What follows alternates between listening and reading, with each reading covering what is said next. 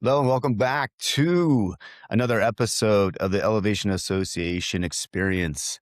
We're your hosts, Dr. Jared Hill, Dr. Dan Nelson. It's good to have everybody back. We are in the middle of talking about the purpose-built practice. And so in our first segment, this is part two.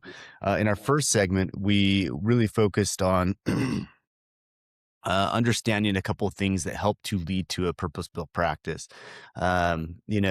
We want to understand getting the foundation right, building something that has a foundation before you get distracted with working on, some minute detail of your practice. If you don't have a good foundation, right, the idea is that you're not going to be able to build anything on that foundation. Yeah, So, and go ahead, Jared. I was just gonna say it was, we had a lot of information on the last episode, and I love the continuation of today's episode. Today last time, like Dan said, we talked about the why, kind of getting everything set, building a foundation, and make sure you're clear and understanding with what the direction that you want to go. As the explorer who climbs the mountain, like you need to know for sure which peak you're climbing and where you're going. And then, once you get that set, now it's time to have your rope team join you, right? They need to know and understand why and where they're going as well. So we'll talk today about that, about how to teach your team why and where you're going and how to get everybody on board and the reason for doing that. Yeah, I mean, I think this is huge, like where when you're trying to build a purpose-built practice, not just to have something that's another RAN, right? This is the whole idea that we're talking about. This is you don't want just another RAN practice, another whatever dental practice. You want something that reflects your vision, right? People understand the mission of the practice. Everybody's playing on the same team within the walls of the practice, and you're trying to accomplish something more than just, oh, I have a dental practice. And so like you just said, Jared, I love this idea of the why. And I think it's really easy, especially as us as visionaries. So many dentists are visionaries, to understand the why in the head, but don't really do a good job of conveying that to the team. So it gets a little convoluted from here to what the other team is seeing or understanding what's going on. And so I think it's important to really drive this message home. You're not going to be able to do this with a one-off kind of thing. You need to create something that shows your team through repetition what your vision is and so that they really understand the why. And I think that you have to start this with shared language, right? Like, so we have common language that we use all the time built in through through our VTO here, our vision traction organizer that we use within our office, so that they start to understand. Cause we have some weird things like within our core values, even we have some language like Yoda effect. Like, what does that mean? Like, that's common verbiage within our office, but if you're walking in here, you don't really know what that means. So, but once you start to build this base that needs to be shared using the same consistent language within the office, so that people start to identify what these terms mean and what direction we're trying to head. Yeah, the hard part is, you said it earlier, like the message transfers through repetition. The question is, what does that mean? Because for repetition, sometimes that means, do we talk about the vision once a year as we have our annual meeting? We review it and we go over it. Is that sufficient enough? Do we talk about it on a quarterly basis? Every time you review, every quarter, you kind of remind your team where you're at. Do you do it on a monthly basis? Do you do it on a weekly basis? And I think we'll get into some of those ideas of how to do that. But there are ways to do it on a daily basis, which I think is important, or at least a weekly basis, which I think is important as well. I think the hard part is, as dentists, and Dan and I are practicing full-time dentists, is you get caught in the day-to-day minutia, and you get caught in the production, the collection trap. Not that you shouldn't be thinking about those things; should be guiding principles. There's no question, but the why you exist, or where are we going, that often takes time and repetition to remember that because if you think about it, a lot of the team members that you have probably come from other offices. They probably had experience somewhere else that have had different visions, maybe didn't have a vision. And so for this may be a new concept for them. And it's important to reiterate it, to repeat it. So you're all on the same page, working towards the same thing. So your daily decisions lead you toward the direction or the peak that you want to climb. Yeah, I like the what were the 2 things you said? Why do we exist and what direction or what's the trajectory of the practice? I think that that's a fun little humbling or maybe, informative, test to do with your team is get them separate, don't maybe ask them throughout the day and where the other ones aren't around and just ask them, "Hey, why do we exist?" Get the answers from your team, right? Like, find out how well have I conveyed this? How well do my team members know, like, why why does this practice exist? Why do we exist? And where are we going, right? So where are we going? And then I think that's a quick measurement of like, okay, clearly not everybody's on board with the same mission, or maybe everybody is. Maybe you've done a really knockout job of that. But I think that's a quick and dirty way to find out how well does the team understand the vision? How well do they know the why, right? Yeah, let me give just a practical example of us, for example.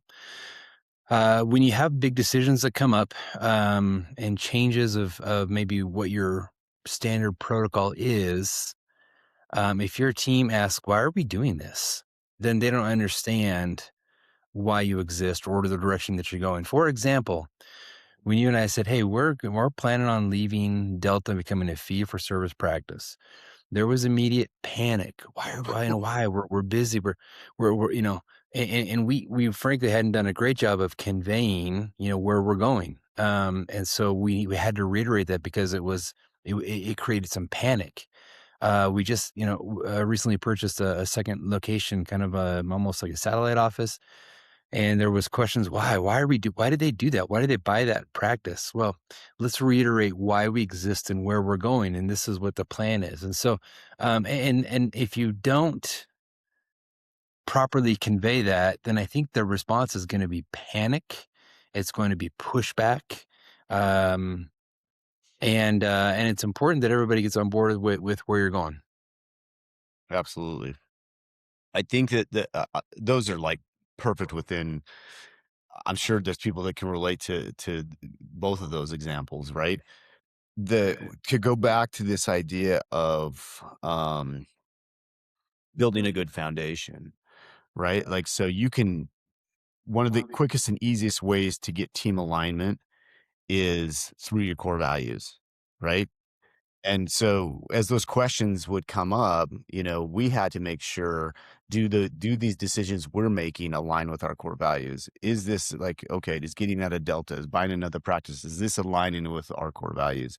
And like you said, it was nice to be able to go back and say, well, if you look at our vision, if you go back, we've talked about this. Maybe we didn't do as good a job as we should, like you're saying, which is interesting because we focus on this stuff, right? Like, and it's easy for the team to get lost when you're making changes, or you're maybe bringing something new or different on board.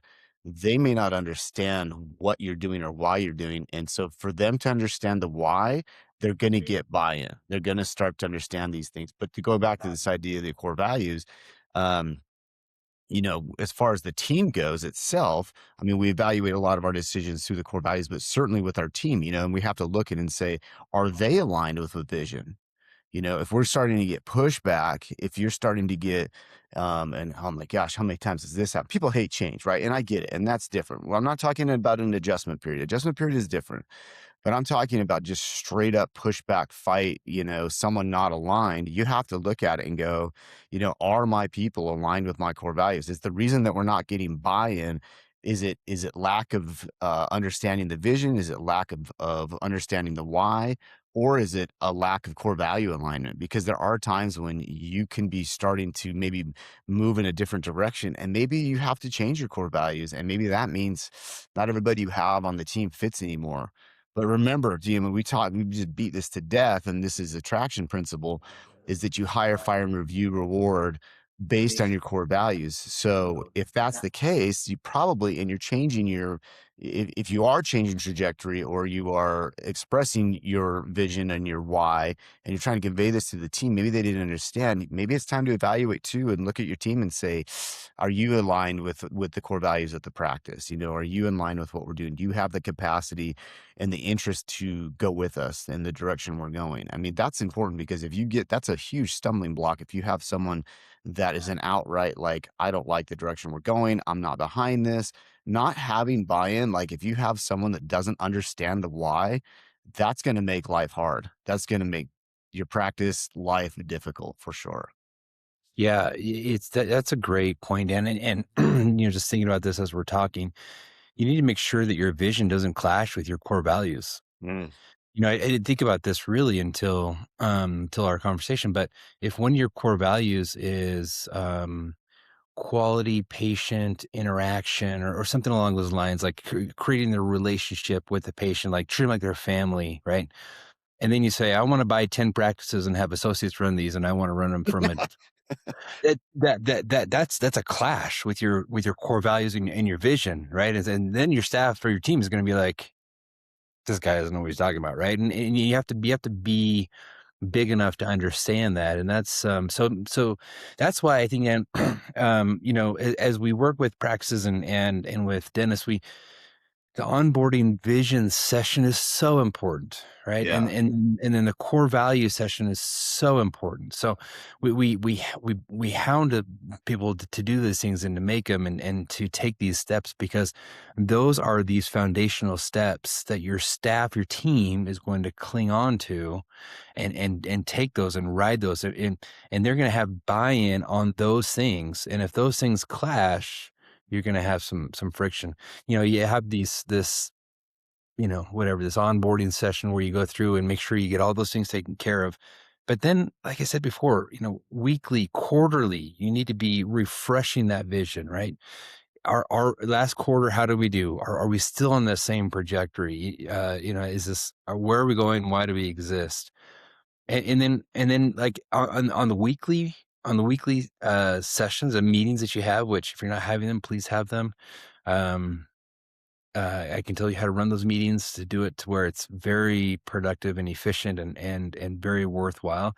You need to have some storytelling inside those meetings. You have to say, so and so had this great example of this core value, right? And this is what she did.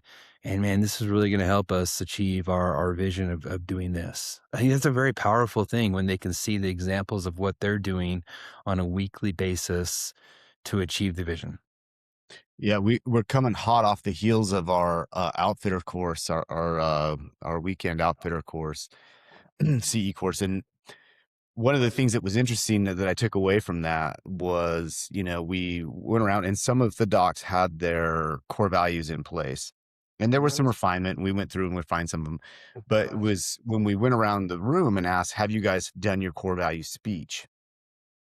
Got a lot, a lot of blank stares back at me, and it's like, okay, how are you conveying this to your team? Have you taken the time? Have you sat down and made this like a big deal? This isn't a 10-minute, like, let's review this really quickly. Let me throw this up on the, on the screen and let's talk about it. I mean, it is a core values speech. I like that it's called that because it really is something that, you got to set this time aside to make it known what's going on, and I love that idea of, I like your idea of this storytelling, of conveying, success is one of the things that I think it's overlooked in a level 10 meeting is the reporting back on the good news from the last week. Because within that reporting back on the good news, a lot of times you do hear the storytelling, or like what we do in our office that works really well is that we will do core value recognition, and which gives us an opportunity to tell, success stories or what somebody's doing well, and really be able to illustrate moments of buy-in into what the vision is and what the why is. And so it helps to concrete those things. And like I said in the beginning, using this common language to tie it all together really helps out a lot. So, and I really do. I think that I don't think that unless they are really invested in creating them, which is important, um, people don't buy into goals. You know, they can, and there is buy-in in that, but they'll buy more into meaning. If they know the meaning, that's where you get the buy-in, right? And then the goals push the meaning along. Or excuse me, the meaning pushes the goals along. It's the horsepower by which, and it's the rationale by which we accomplish and why we're doing these goals. So, yeah, man. I think that when they understand the why, uh, something really powerful um, you s- starts to form. You get identity, and identity is huge. And that's one of the things that we really want to talk about within this segment of this three-parter is practice identity. Yeah, your practice identity is is something that people want to be a part of. You think of the great companies out there that think of the brands you wear. Do you wear them because they have an identity, right? And you want to be a part of that. I'm a Legends guy, right? I like the Legends. I like the identity, the workout, the athletic. That's an identity that I buy into, and so I wear their gear. I do their stuff, amongst other things. The Nike has a strong identity. These companies. What is your identity as your practice, right?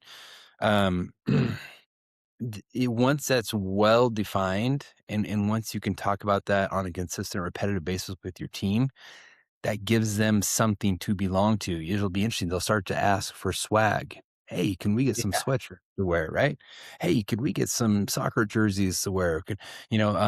We have this strong identity. This right behind me, this Dental Legacy Foundation. We have the strong identity, and our staff, though none of them have ever been yet with us, they wanna be a part of it. They love being a part of that, this giving back, this identity of service, of humanitarian, of compassion, the whys, and I think your identity emerges from a couple of things. One is your why, which we talked about already, right? Your foundational why. The other things that your identity comes from is identifying what your 3 uniques are. And we talk about this, like Dan said, in our outfitters course, we talked about this. What are your 3 uniques? And you should be able to sit down and write these things out. Now, and your 3 uniques need to make you different than your competitors and anybody else around you. Now, one of those uniques may be the same as another practice. Even 2 of them may be the same as another practice, but all 3, the combination of all 3, something should set you apart. So you have your why, your 3 uniques, then you find your niche, right? You define who you are and what you do. At Woodward Dental, our niche is small town practice, world-class care, right? That's who we are, and our staff buys into that. They love that, and they hold us to that standard because they've bought into it. That is their identity now too, and they take that on. You made me think of so I have a 19-year-old son who's living in the Dominican Republic right now, and when he was about 15 years old, he came to me a little bit distressed, like, and he's like, Dad, he's like, do you think that people know that I'm a motocrosser? And I'm like, what? Like, what? And he's like, yeah. Do you think that people know that that they can tell that I am good at motocross? So I started laughing, and I'm like, Why?" And he's like, "Well," I was like, "Is this important to you that people know that?" And he's like, "Yeah." He's like, "Yeah, I want people to know that like I'm fast in motocross." And I said, "Well, what do you do to identify yourself?" He's like, "Well, that's why I'm asking you." He's like, "Should I be wearing something or like I'm not making this up." He's like, "Do I walk like a motocrosser?" I was like, "I don't even know what that means." But yeah, I was like, "Sure." He was asking me some questions that only a 15-year-old can ask, right? And that no adult can answer. But it was interesting because the purity of that age is awesome, and it lets you see life through a lens that sometimes we forget. And one of those things is that we do want to belong to something. We want identity, we want people to identify, and not just that, but we want belonging. And I've been doing a lot of studying lately on the difference between fitting in and belonging. And this concept is really cool. Fitting in means that you have to change. in order to fit into a group. And so it requires, adjustment or adaptation from the individual to go and fit in. And that's not always a bad thing. Maybe somebody wants to fit into a group, but the motivating factor is we want tribe. We want to belong to something. We want to team. It's all the time. You see it all the time in sports. I mean, we just had the Super Bowl. Look at that. I mean, how many people identify through their sports team, just with the stuff that they wear, or in my son's case, he wanted to be identified as a motocrosser and wants to be part of that tribe, even though, a lot of times they're not even around each other. Um, but we want to be able to have this belonging, and belonging is where you go to a group that you already fit in. You don't have to change anything, that you fit within. And again, this goes back to this idea of hiring and firing and rewarding, doing and reviewing under your core values. Because if you're hiring those people that belong to begin with, and they understand your vision, they understand the why of what you're doing, they're already identifying. We had an assistant. I love this. This was cool. I don't know if I ever told you this, Jared. We had an assistant, Brittany, that used to work for us a few years ago. And she lived in a town that was a little ways away. And she said every time she would drive through town when she was in high school, she would look at our office and said, I'm going to work there one day. And she wanted belonging within our office. She identified what our mission was, what we were about, and she was like, "I want to work at that office." And she did. She came and worked with us until she got married and had to move. But I thought that was pretty cool, and I really do think that as much as we want to be individualistic and have our own identity, which is important, we also want belonging, and we want a tribe, and we want something that is bigger than ourselves. And really the practice should be that vessel for that. And so, I like what you said about, swag and stuff. I mean, I've got EA behind my head. I got it on my head. You know what I mean? Like, people that come into AA find a tribe. This is a good example of why people join Elevation Association is that they have a tribe of like-minded people where they find belonging, people that can relate, that can understand, and they can help move the needle. When you come into EA, you're not just working for yourself, you're working for the good of everybody within the organization. And we're trying to help each other and push in the direction of taking dentistry and our individual practices to the next level, hence elevation, right? So, does your practice have that? Do you have that identity? Can they relate with it? Is it something that where they can find belonging, including your patients, by the way? Is that something that your employees will come in and be able to say, yes, this is where I belong.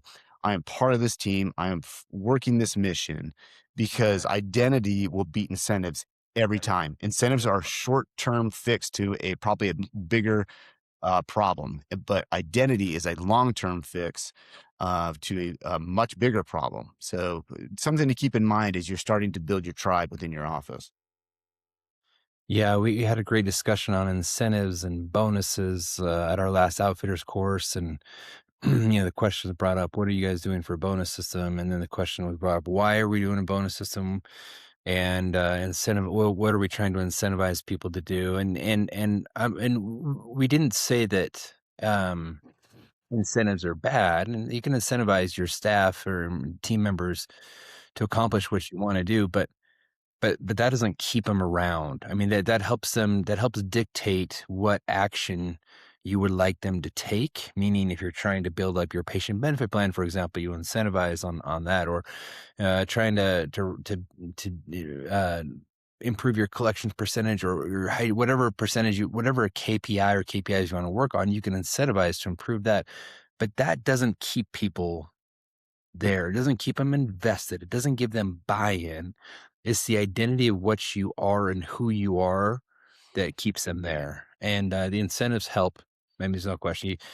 Whatever incentives that may be monetary, maybe not, whatever. But the identity is going to beat those every time.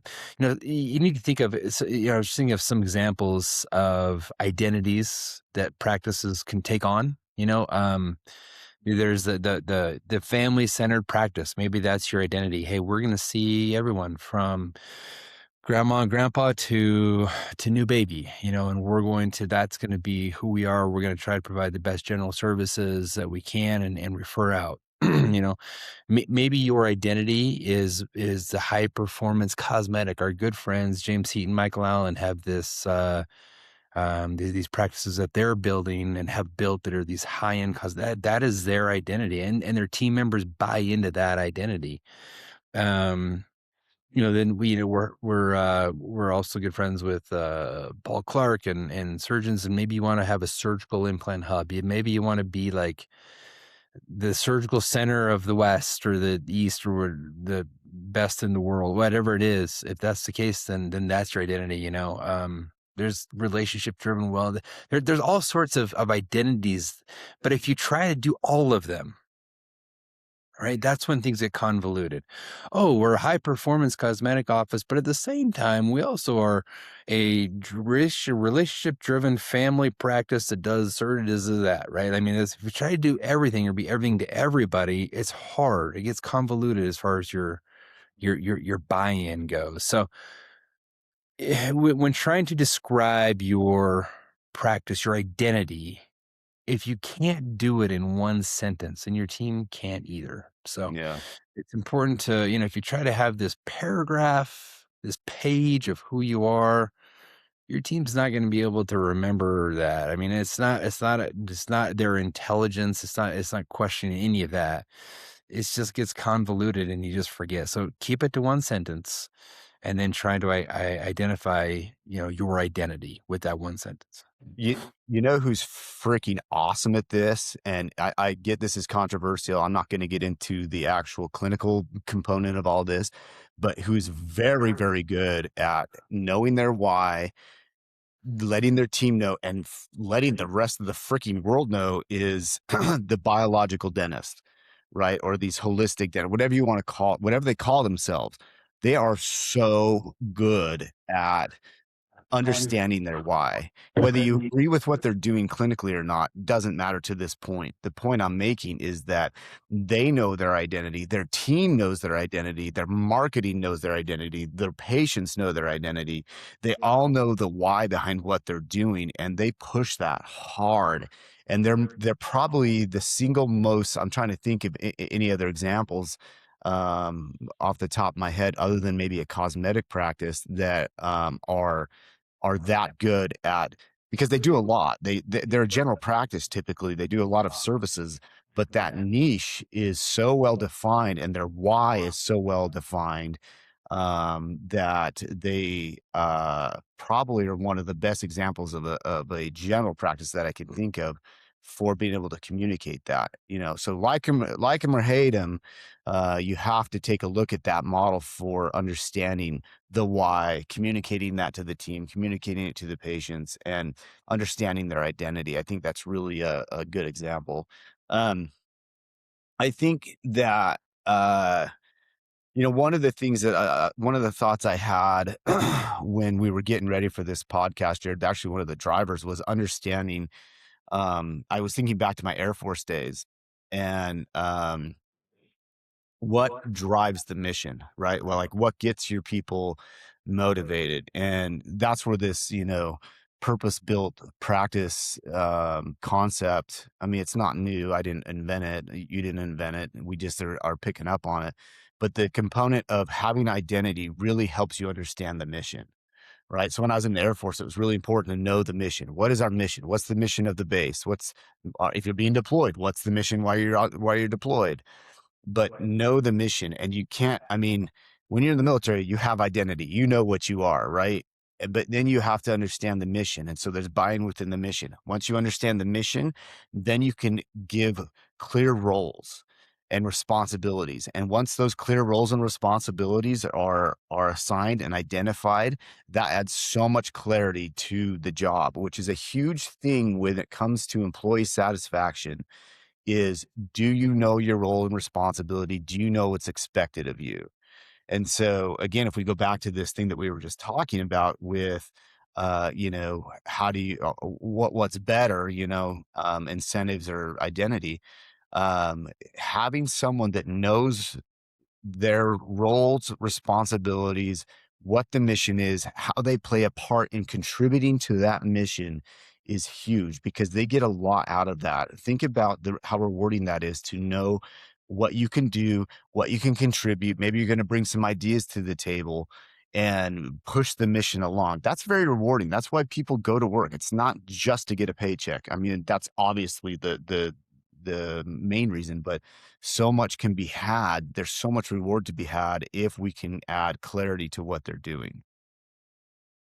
Yeah, because when people know who they are or who you are as a practice, who we are as a practice, then they know how they should behave, right? They know what their roles and responsibilities are. So let's say it adds some clarity, right? So, and the clarity creates power because it allows them to make the decisions based upon the trajectory of the practice. So, if you're if you're a surgical implant hub, your patients aren't going to be talking to, or your staff isn't going to be talking to the patients about bringing your kids in for exams and cleanings, right? Yeah, that's not what you're trying to do. That's not what you're trying to accomplish. They're not going to be talking about, hey, let's do this smile design. Let's buy this $10,000 scanner so we can do smile design. They're wasting their time. It doesn't help you. It doesn't help the vision of your practice at all, right? If they're focused, if they understand their identity, and like you said, it leads to understanding it. That's what drives the mission, and they understand the roles, provides clarity. They're going to be searching for opportunities and ways to market or talk to patients about the surgical implant hub that you're creating, right? They're going to come up with these ideas to further that idea rather than get distracted or sidetracked on these tangents of maybe they're bringing ideas that they're bringing with them from previous offices or what they see your competitors doing. So and so is doing this. Maybe we should be doing this. No, we shouldn't. That's not even who we are. Like that's not even what we're. I don't even want to do that. Like that's but if the vision isn't clear to them, then they're gonna latch on to someone else's vision. They're gonna see something, and those are important talking points to have because that's when your practice really gets traction, right? That's when you start to get going and momentum in the right direction. So you're starting really starting to narrow your focus on what you're trying to do because when everything is important, nothing is important. That's not a new Right. quote. Everyone's heard that before, right? And so this allows you to start to narrow things down, getting things kind of into this smaller quarterly world, so you can work in that's going to achieve your 1 year, it's going to achieve your 3 year and 10 year, and that's when the magic starts to happen within your practice. Yeah, I 100% agree. I think that you've got to all of this is really, um,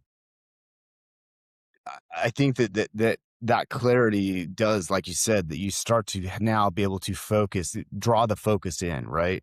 So you have to be able to create or narrow the focus a bit. And I think that it comes down to, your goal setting. You have if you have your vision set, if you've got, your core values in place, your niche in place, your three uniques, all of those things that are identifiers, now we can start to focus on what we're doing, and that's done through your goals. So I think that the goals need to reflect. We beat this. Oh my gosh, we beat this so hard. Is a dead horse that is deader than dead that you got to set your 10-year, your 3-year, your 1-year goals, right? And then you review those quarterly. But those goals have to reflect the bigger vision and trajectory of the practice. So as you're narrowing this focus, you can create that focus through these these four areas of goal setting. Tenure really, I mean, it's interesting as we've set our tenure, right, Jared, because it's a moving target. Every year it changes. And we've gone from being, we went from wanting the Don Mega giant, $8 million, $7.4 million practice, whatever we decided that number was at one point, to like, you know what? No, I don't want to be working that hard in 10 years. I don't want to be grinding clinically for that much or be juggling that many balls in 10 years. So we've refined and refocused on what we want for our tenure to be, which then affects our 3-year goals because those 3 years goals have to service that 10-year, big, hairy, audacious goal. which then, of course, affects our 1 year goal. And so, as we've been able to reverse engineer these things, we've had to change course. But the thing that hasn't changed course is the identity of Wood River Dental. That is maintained the same because regardless of what you and I are going to do in the future, we want to, use Wood River Dental as the vessel. Yeah, we might be the captain at the moment, but that could be handed off. And we want that this vessel has the same mission to go and do the same thing that in 10 years that it's been doing for the last 5 or whatever we've got going on. So those goals become extremely important. And I love that you bring this up all the time, is that are the you remind EA members when we're goal setting is do not set the goals for yourself. Set the goals for the practice. Don't set the VTO for yourself. Set the VTO for the practice, because that's so important to have the separation. Now, I get it. The practice should serve your personal life, and that should be worked in there. But it's important to remember that, look, the practice itself is the vessel. We're just the captain right now, and we could change those roles really quick and let that vessel continue to go where it's going. Yeah, is is some practical thoughts or examples about this are your goals are often set based upon your KPIs, your key performance indicators. When you're in your hygiene department or in your restorative department or in your treatment planning department, whatever those KPIs are, you need to identify the most important ones that are going to help you achieve those goals and then focus on those. Right. That's what we're talking about, these quarterly goals. You need to have a scorecard, and you need to make sure you're keeping track of these things.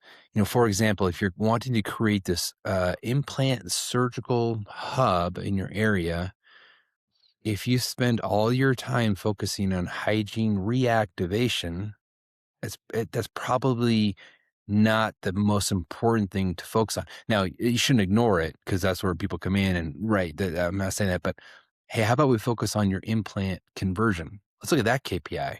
Maybe you're diagnosing stuff that's not getting implants and not getting converted into work, right? So it's important to sit down and have these discussions to figure out what your KPIs are,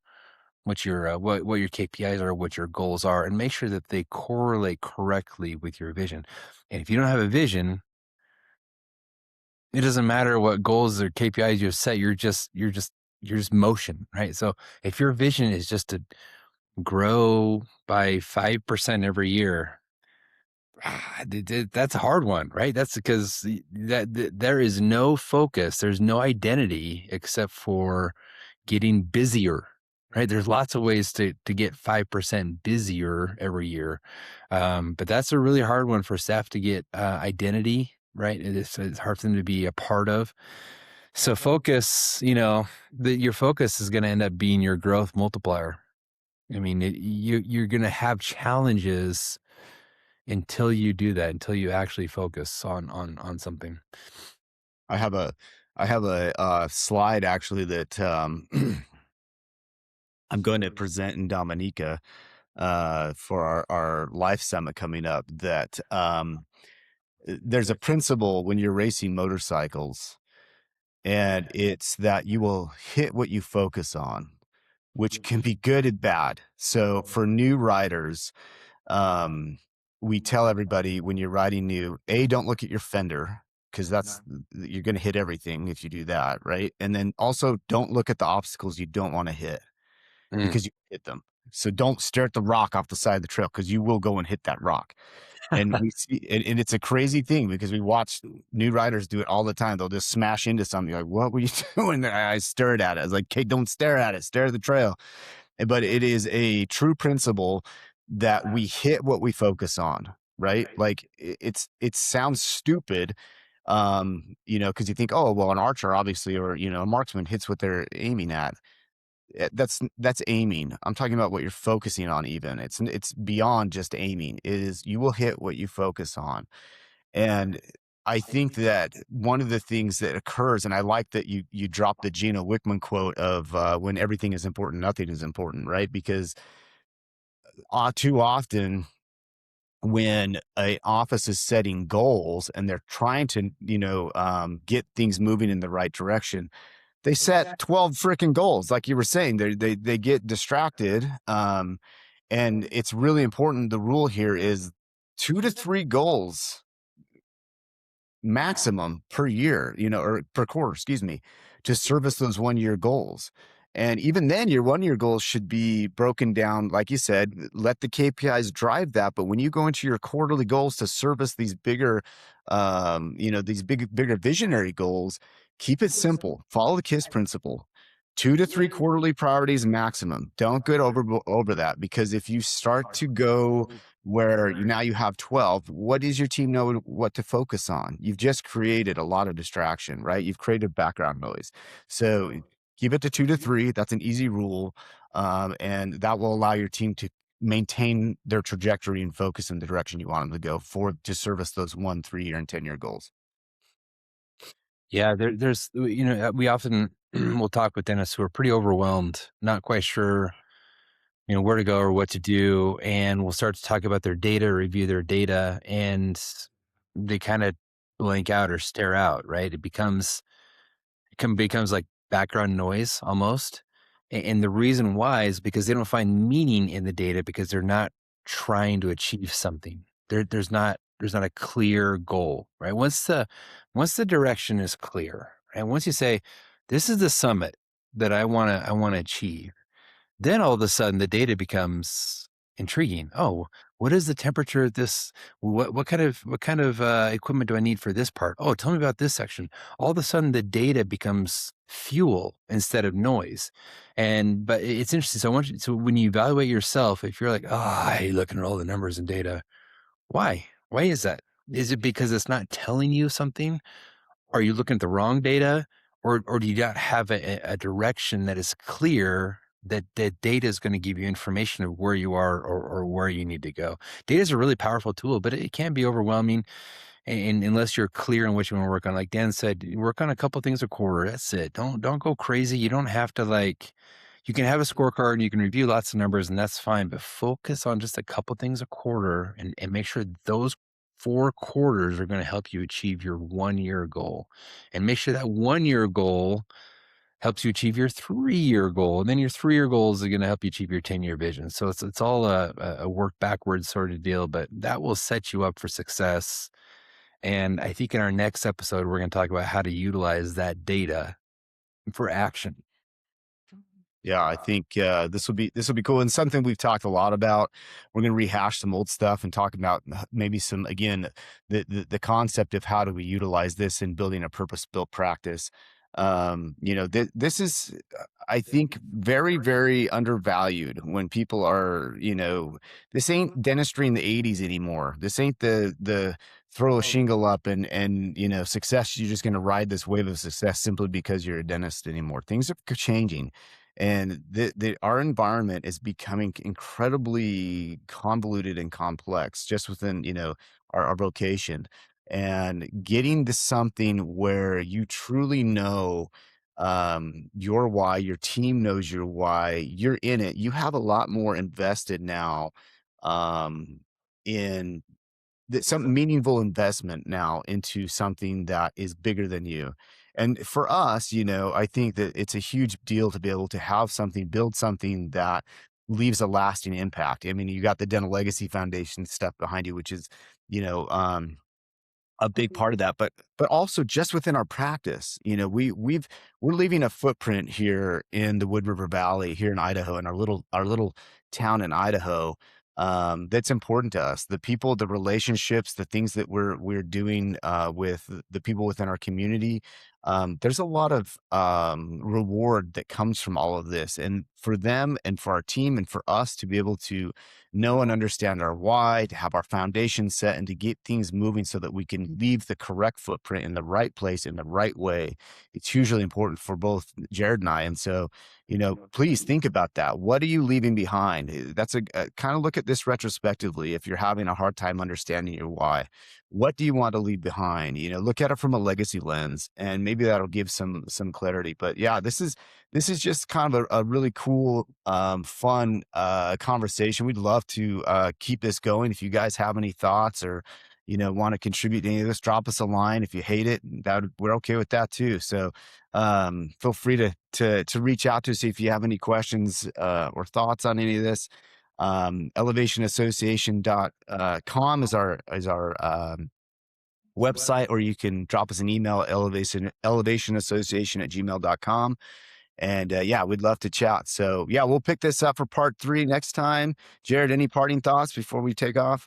No, great discussion. Looking forward to next week. Thanks everybody for listening. We'll talk to you next week. All right, cheers.